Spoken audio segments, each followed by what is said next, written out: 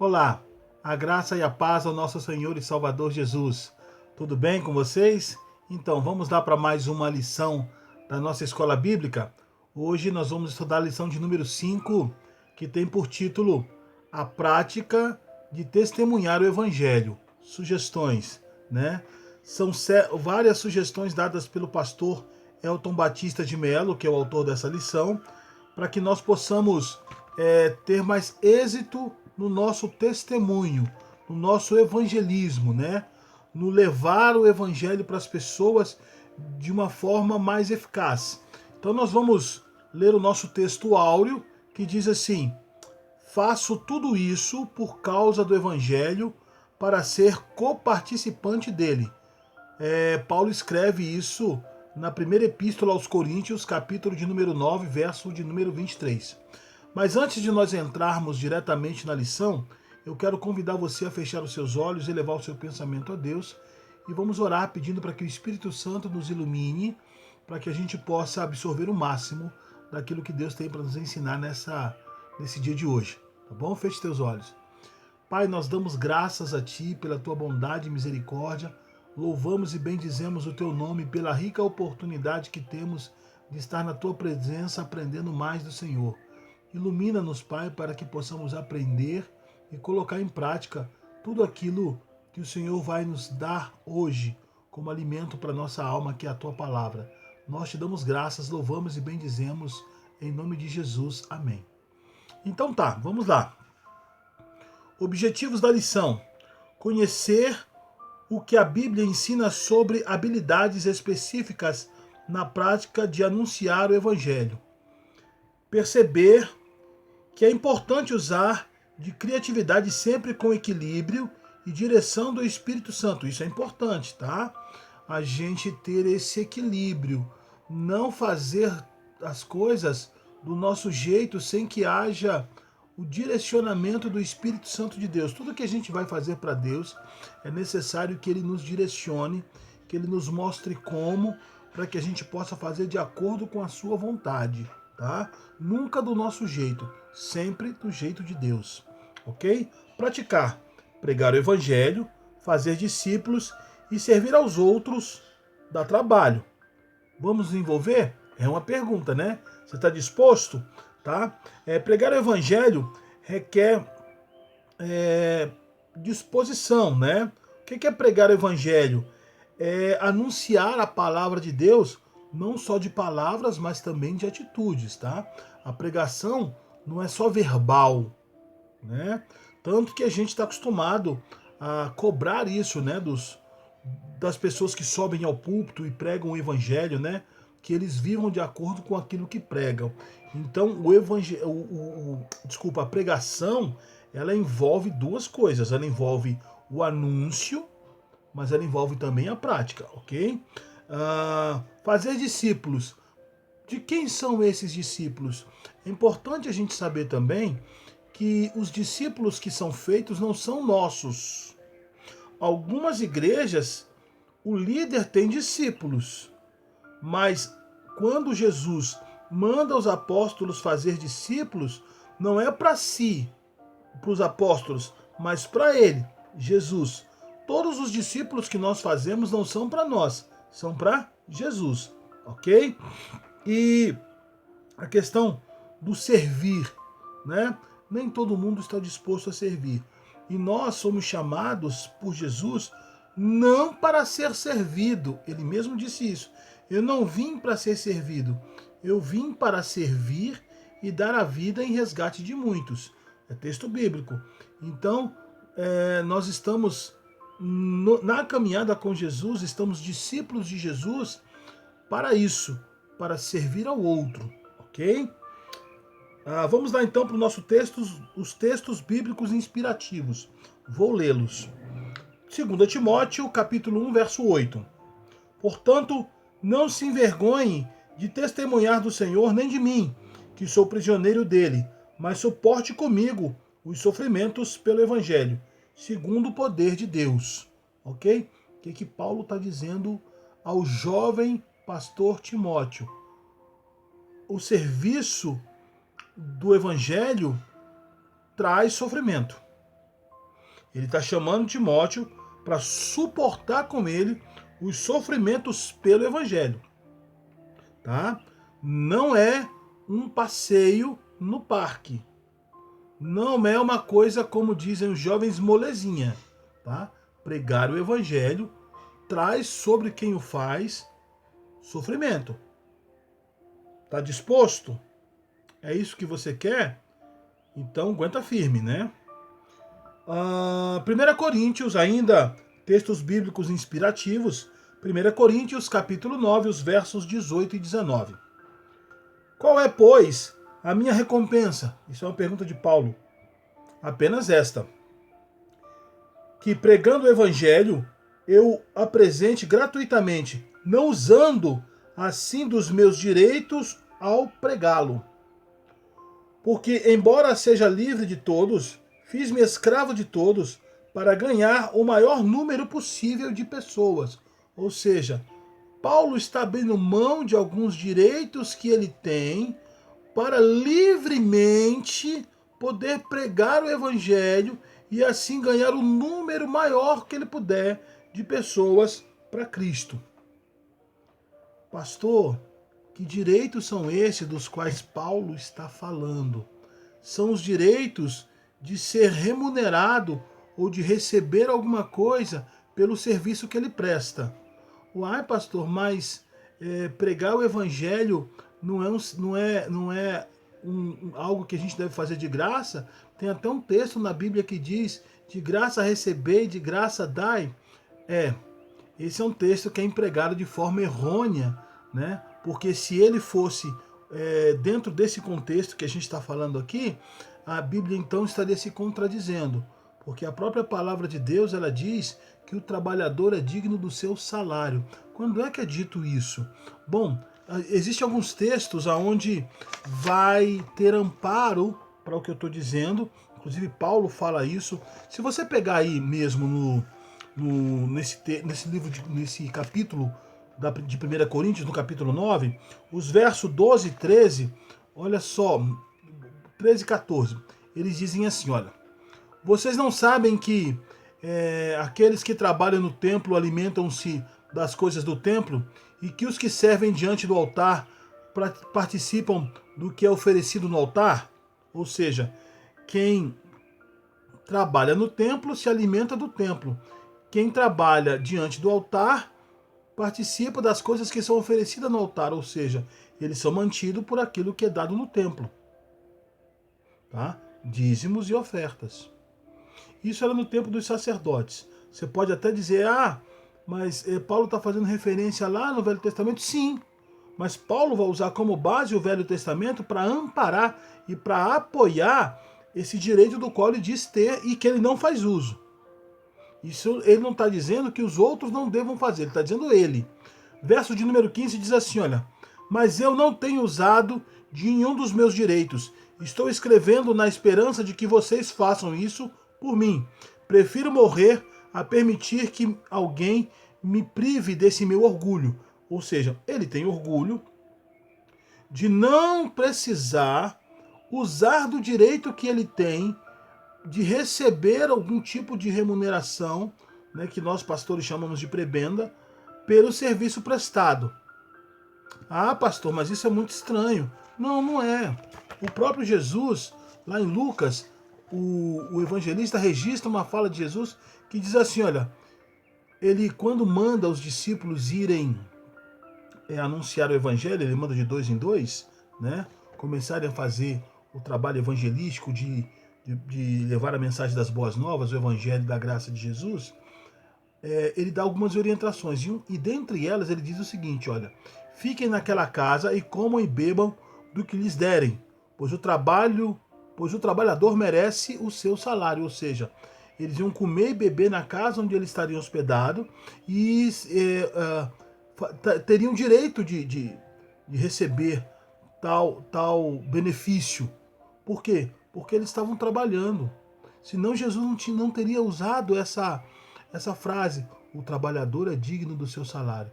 Como se eles estivessem sendo usurpador ou aproveitador por estarem na casa de alguém no serviço da pregação do evangelho ou do ensino da palavra de Deus. Tá? Mais à frente, nós vamos ter Paulo escrevendo aos Gálatas dizendo o seguinte: o que está sendo instruído pela palavra, partilhe de todas as coisas boas com aquele que o instrui. Né? Vou ler uma outra versão, ele diz assim, olha: a pessoa que está aprendendo o evangelho de Cristo deve repartir todas as suas coisas boas com quem estiver ensinando. Ele está dizendo para a igreja que a igreja deve partilhar das coisas boas que tem com aquele que está instruindo, ensinando, né? Doutrinando eles. É a remuneração que o pastor deve receber. Mais à frente, ele escreve a Timóteo dizendo, 1 Timóteo capítulo 5, 17 e 18, ele diz assim, olha: os presbíteros que lideram bem a igreja são dignos de dupla honra, especialmente aqueles cujo trabalho é a pregação e o ensino, pois está escrito: não amordace o boi enquanto está debulhando o cereal, e o trabalhador merece o seu salário. Tanto Paulo quanto Jesus ele está dizendo que a ministração do evangelho, a pregação da palavra, o ensino, a doutrinação cristã é um trabalho. É um trabalho, sim, porque o conhecimento que é necessário para poder fazer isso requer de quem o adquire um certo trabalho também, um certo investimento. Hoje, por exemplo, é um grande número de pastores que querem desempenhar bem o seu ministério e querem ter um ensino pautado, né, na Bíblia, de forma correta. Esse pastor, ele vai estudar, ele vai fazer um curso de teologia, ele vai fazer uma faculdade teológica, ele vai, tendo condições, fazer uma pós-graduação, né? Ele vai buscar uma especialização, ele vai gastar dinheiro com livros, com bíblias de estudo, né? E fora isso, tem toda a questão estética do pastor, ele tem que ter uma boa apresentação, isso é cobrado pela igreja e é uma forma de respeito à comunidade cristã a qual ele faz parte. Então existe uma série de questões além dele precisar de sustento para sua família, né? Existem alguns pastores que têm condições de se manter porque têm o próprio negócio, porque são empresários, ou porque fazem parte de um negócio de família, ou porque são funcionários públicos. Existem. Mas existem alguns pastores, eu, por exemplo, fui um deles, que preparava sermão em pé no ônibus com a Bíblia na mão. Porque eu trabalhava o dia inteiro, meu trabalho não me permitia estar sentado à mesa, tirando algum período de estudo para poder preparar a mensagem, ou eu fazia de madrugada, ou eu fazia em pé no ônibus. Então, assim, a gente faz por amor e por chamado, mas com um sacrifício exagerado, sendo que o dever da igreja é manter o seu pastor para que ele tenha condições de estar a serviço da igreja, e melhor quando ele pode estar de tempo integral. Tem os pastores também que são obrigados a deixar o trabalho. Eu estou nessa condição hoje. Deixei o meu emprego alguns anos atrás para servir a igreja numa comunidade distante do meu local de trabalho, da minha cidade, né? E lá eu estou como pastor de tempo integral.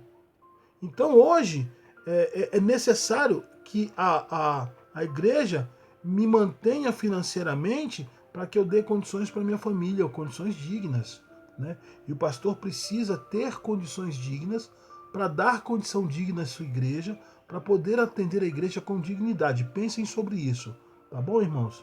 Vamos lá então continuar a nossa lição. Eu achei pertinente fazer esse esclarecimento para que não ficasse nenhuma dúvida a respeito de qual direito Paulo está dizendo, e também é uma forma de levar alguns irmãos à reflexão a respeito dessa questão, porque muita gente acha que pastor que não trabalha, não trabalha. E não é bem assim, tá bom? Nós vamos agora para a introdução da lição de número 5 de hoje, que diz assim, olha: nós cristãos temos uma missão soberana: levar a mensagem de Jesus Cristo a outras pessoas. Atos dos Apóstolos é o livro que inaugura a igreja cristã no Novo Testamento, e para nós é um livro da Bíblia que ainda continua sendo escrito através dos nossos atos diários de fé em Cristo, que comunicam ao mundo a presença, o poder e a glória do Senhor através do feito da cruz e da ação do seu Espírito Santo.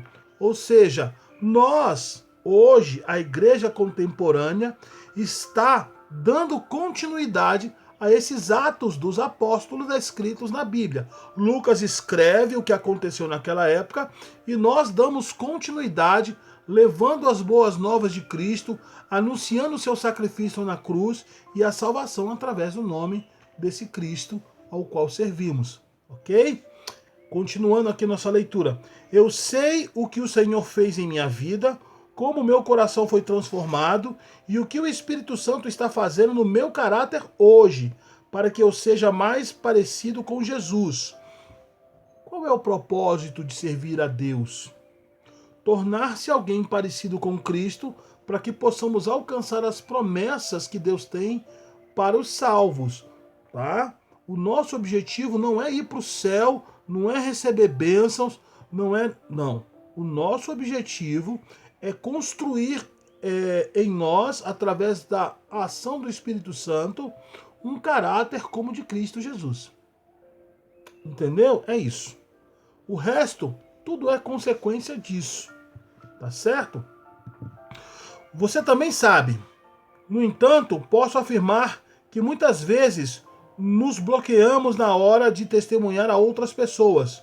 No fundo, valorizamos as nossas limitações e perdemos a oportunidade de impactar uma vida com as boas novas do Senhor.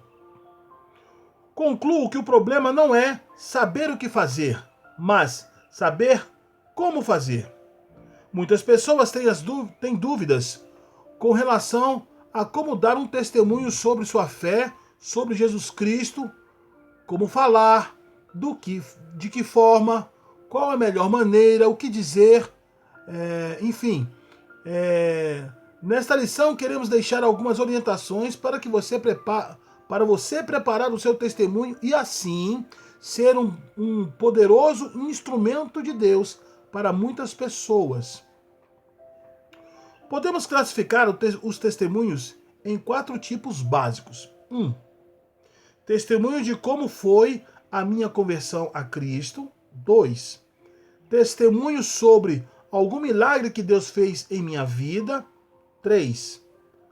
Testemunho sobre uma passagem da palavra de Deus. E 4. Testemunho a partir das minhas ações e atitudes diárias, coerentes com a fé cristã, ou seja, eu falo daquilo que vivo, ok?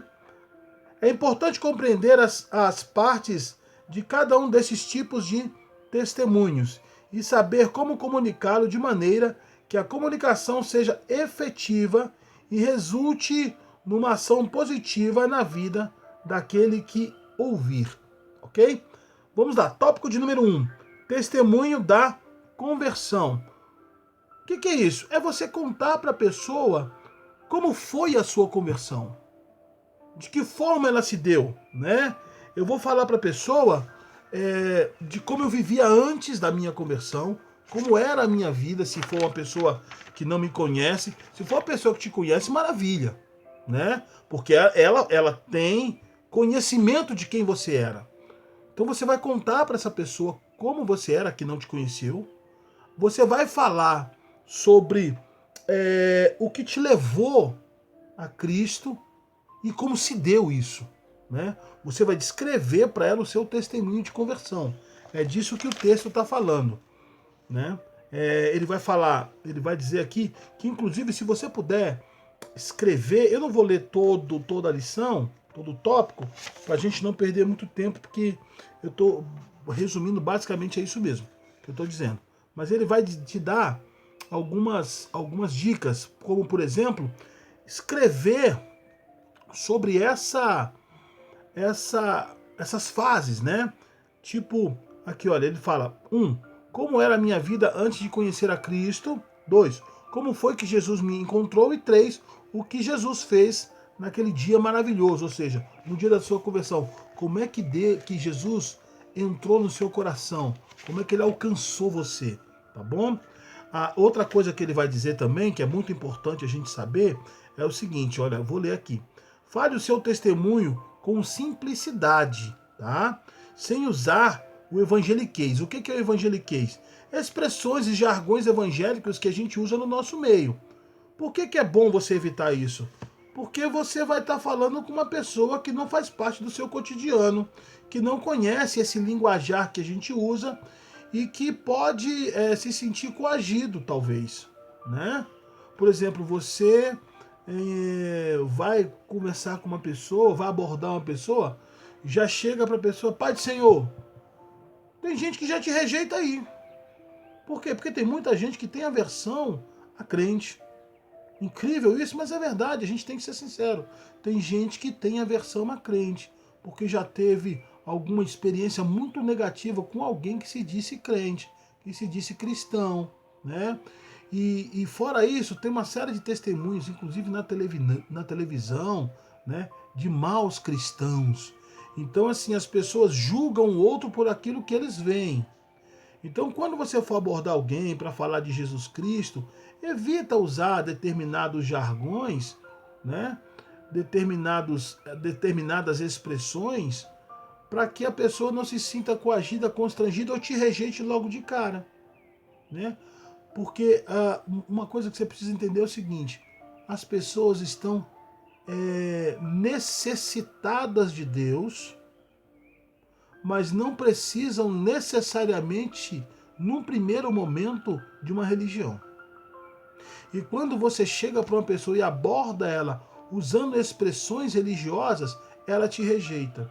Eu tenho tido oportunidade de conversar com algumas pessoas que não são cristãs e que têm uma certa posição negativa com relação ao cristianismo, mas que me ouvem falar de Jesus e dizem para mim assim: ninguém nunca me falou de Jesus dessa maneira.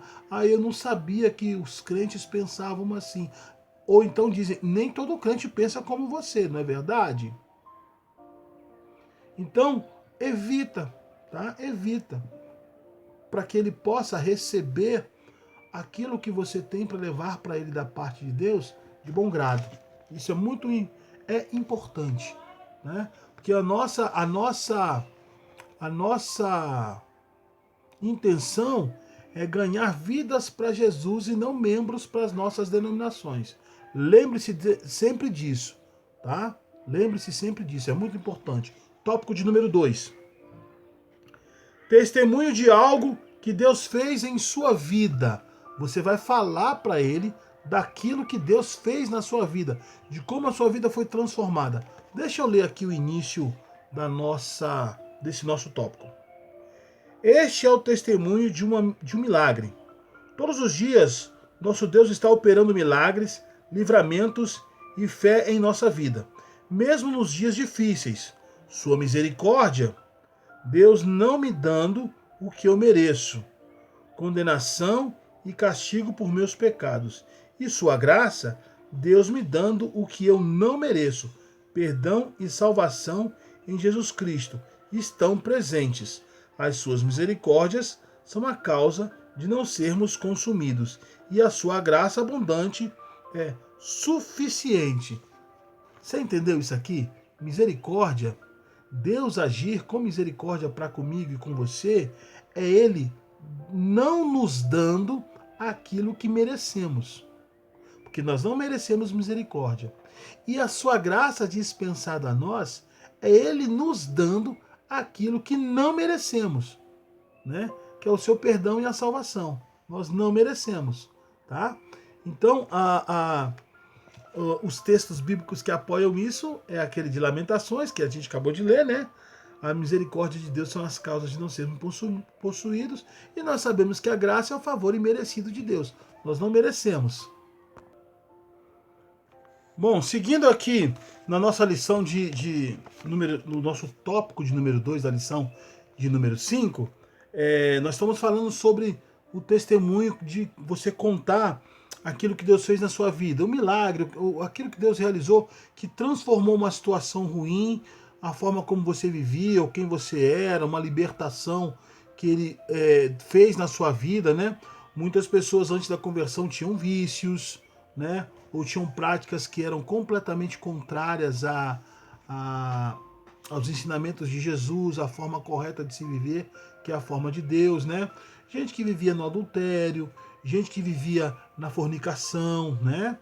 E que após a conversão talvez tenha tido alguma dificuldade em abandonar a velha prática, mas Deus, agindo de forma poderosa, transformou a sua vida, a vida dessa pessoa, né? Eu conheço gente que bebia, eu por exemplo, bebia, eu fumava, e eu bebia muito, né? A bebida era um problema para mim. E eu fui liberto de uma forma milagrosa por Deus, né? Eu deixei a bebida imediatamente assim que eu me converti, tanto a bebida quanto o fumo. Eu me recordo que eu me converti num domingo e quando foi na quarta ou na quinta-feira, eu comentei com o Nalva dessa maneira. Eu estava na sala e nós tínhamos uma estante, em cima da estante assim tinha uma carteira de cigarro. E segunda-feira não havia, terça-feira não havia, na quarta-feira, foi na quinta-feira. Na quinta-feira eu vi essa carteira lá em cima. E impressionante. Eu não senti vontade de fumar. Eu lembrei que eu fumava. Você entendeu? Deus me fez esquecer. Ele tirou de mim o vício do tabagismo, do fumo, de uma forma tal que eu não é que eu perdi a vontade, eu esqueci que eu fumava. Quando eu vi a carteira de cigarro lá em cima, eu me dei conta de que era uma carteira de cigarro minha. E que havia 3 dias que eu não fumava porque não lembrava que fumava. E eu vi a carteira de cigarro lá, comentei com o Nalva, você sabia que tem 3 dias que eu não fumo? Eu esqueci. Peguei a carteira de cigarro, joguei ela fora e nunca mais senti vontade de fumar. E mais impressionante, geralmente quem deixa de fumar cria um ranço com cigarro, né? A pessoa pode fumar perto de mim, não me incomoda, né? É claro que a fumaça sentado no meu nariz e tal, mas o cheiro do cigarro não me incomoda. Não é algo insuportável. Um incômodo leve, eu consigo ficar no meu ambiente tranquilo. Se eu tiver uma liberdade de pedir para a pessoa apagar o cigarro, eu peço. Se não, se for uma pessoa que eu desconheço, para não constrangê-la, para mim não. Você está entendendo? Deus me fez esquecer. Então, você vai contar para a pessoa algo dessa natureza, algo que Deus fez na sua vida, né? E que transformou a sua vida, transformou o seu viver, tirou você de uma condição de pecador, né? E trouxe você para a luz, né? Libertando você desse pecado. Eu quero ler só aqui uma parte que está aqui nesse tópico que diz assim, olha, não se coloque jamais como quem é merecedor de alguma coisa. Se você recebeu uma bênção, um milagre, com certeza é graças a Deus e não por seu feito, ainda que você seja um cristão obediente. É bom falar sobre isso. Não recebemos nada de Deus por mérito, tá? Tira isso do seu coração. Ah, se eu merecer, Deus me dá. Cuidado, porque se Deus der para você o que você merece, Ele te manda para o inferno. Porque você é pecador e a única coisa que você merece é a condenação eterna. Tudo que nós recebemos de Deus é graça, é misericórdia, é compaixão, é porque Ele é gracioso, é porque Ele é bondoso. Então nada que Deus faz na sua vida é porque você mereceu ou fez por onde merecer. É porque Deus é gracioso, é graça, é favor não merecido, é o amor de Deus atuando de forma misericordiosa sobre a vida do pecador. Ok? Tópico de número 3. Testemunho sobre a palavra de Deus. A vida cristã deve ser de aprendizado e crescimento diário visando nossa maturidade, né? Amadurecermos em Cristo, amadurecermos na nossa fé. Precisamos dele meditar na palavra de Deus diariamente, pois é através dela que conhecemos o caráter de Deus. No café da manhã, no convívio diário com os colegas de trabalho e na vida familiar. não faltarão oportunidades para você defender a fé, atacando os princípios do mundo que estão presentes nas mentes das pessoas que ainda não conhecem a Cristo. É bom fazer um comentário aqui que é o seguinte: cuidado com esse ataque. Cuidado com a forma como você vai abordar determinado assunto. Vou te dar um exemplo. Logo quando eu me converti, eu recebi um convite de um grupo de irmãos para fazermos um evangelismo no domingo de manhã. E eu estava novo convertido, eu queria ir para saber como funcionava a coisa. E eu fui. E nós chegamos na casa de uma pessoa, a pessoa nos recebeu, nós oramos por essa pessoa, falamos do evangelho, né? E tal, do amor de Deus, convidamos para ir no culto à noite, beleza. Partimos para a segunda casa. Quando nós chegamos nessa segunda casa, na sala da pessoa, tinha foto de uma santa na parede. Eu não me lembro que santa era. Talvez Santa Clara. Eu acho que é aquela que tem um prato com 2 olhos, né? Eu acho que é Santa Clara, não tenho certeza. E aí, uma das irmãs fez um comentário negativo sobre a imagem. O marido dessa mulher que nos recebeu, dona da casa, veio lá do fundo, ele estava no quintal, ele cruzou a cozinha, sabe casa de mineiro? Que é um corredor só da cozinha para a sala. Eu aprendi que isso é casa de mineiro. A casa da minha avó era assim. Então, ele veio lá do quintal, entrou na sala e mandou todo mundo embora. Falou, não sei nem de onde é que vocês saíram, vocês chegam aqui na minha casa ofendendo minha santa, pode ir embora agora, pega a Bíblia de vocês, o Deus de vocês e vão embora. Não, cuidado com essa abordagem, cuidado da forma como você vai tratar as coisas, não ofenda a religião dos outros, não fale mal da crença dos outros, não deprecie as pessoas, você não está lá para dizer o que está de errado, você está lá para falar do amor de Deus, e é o amor de Deus que vai levar a pessoa a identificar os erros na sua vida. É o Espírito Santo que tem esse poder. Tá? Não é você que deve chegar lá já apontando, olha, isso aqui está errado, isso aqui não é assim, você está vivendo de jeito errado. Fala do amor de Deus, fala da obra salvífica de Jesus, fala do poder que Deus tem de transformar realidades. Nós temos tantos assuntos para abordarmos na evangelização, né? O que não devemos fazer é justamente tratar a vida da pessoa que está errada, tudo bem, de forma negativa, porque ninguém quer que você aponte o defeito dela, ela quer que você mostre uma saída, e o nosso papel é exatamente esse, tá certo? Outro ponto que esse tópico vai abordar é o seguinte, ele diz assim, olha, para que esse tipo de testemunho seja efetivo, você realmente precisa conhecer a Bíblia. Não há situação mais chata do que ouvir um testemunho do tipo, diz que está escrito na Bíblia. Olha só, diz que está escrito, então você não sabe o que está escrito.